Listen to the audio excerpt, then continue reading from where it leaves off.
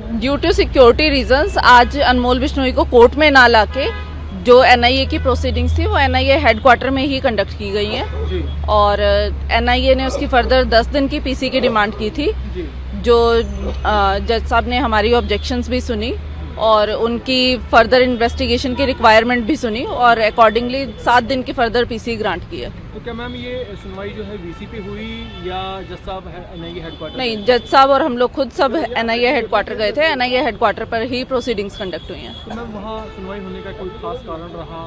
सुनने में आया कि आप लोगों की अर्जी पर ये सुनवाई वहाँ पर की? सर, हम लोगों ने सिक्योरिटी की रिक्वेस्ट तो की थी जज साहब को कि थ्रेट है अनमोल को, और सेम चीज़ एनआईए ने भी एडमिट की थी और एनआईए ने भी इस चीज़ पे ऑब्जेक्शन नहीं किया था। उन्होंने भी बोला कि हाँ थ्रेट है, तो उस चीज़ को देखते हुए एज पर एनआईए एक्ट जो नेशनल इन्वेस्टिगेशन एजेंसी का एक्ट है उसमें प्रोसीडिंग्स जज साहब खुद या रिक्वेस्ट पर कहीं पर भी कर सकते हैं। तो जज साहब ने इसी को सही समझा कि उसके लिए प्रोसीडिंग्स एनआईए हेडक्वार्टर में की गई। मैम आप लोगों ने बताया कि खतरा है, किससे खतरा है, क्या कुछ बता पाएंगे? किसका आपने नाम लिया है, किससे खतरा महसूस हो? नहीं, कोई पर्टिकुलर ऐसा एक पर्सन नहीं है जिसका मैं नाम लूँ।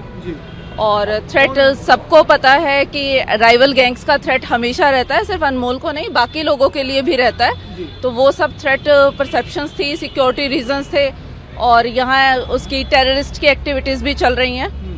जो टेररिस्ट ये बॉम्ब ब्लास्ट, लाल किला के पास बॉम्ब ब्लास्ट हुआ था, उनकी भी प्रोसीडिंग्स चल रही थी। तो सब चीज़ों को मद्देनजर रखते हुए प्रोसीडिंग्स एनआईए हेडक्वार्टर कंडक्ट की गई। अगली बार यहाँ पेशी होने की संभावना है? आगे के लिए भी आपने कहा है कि एनआईए हेडक्वार्टर में ही? नहीं, अभी आगे के लिए हमने कोई रिक्वेस्ट रेज नहीं की है, वो उस टाइम पर देखेंगे। जैसा सूटेबल होगा, जैसा कोर्ट ठीक समझेगी उसके अकॉर्डिंग प्रोसीडिंग्स की जाएंगी।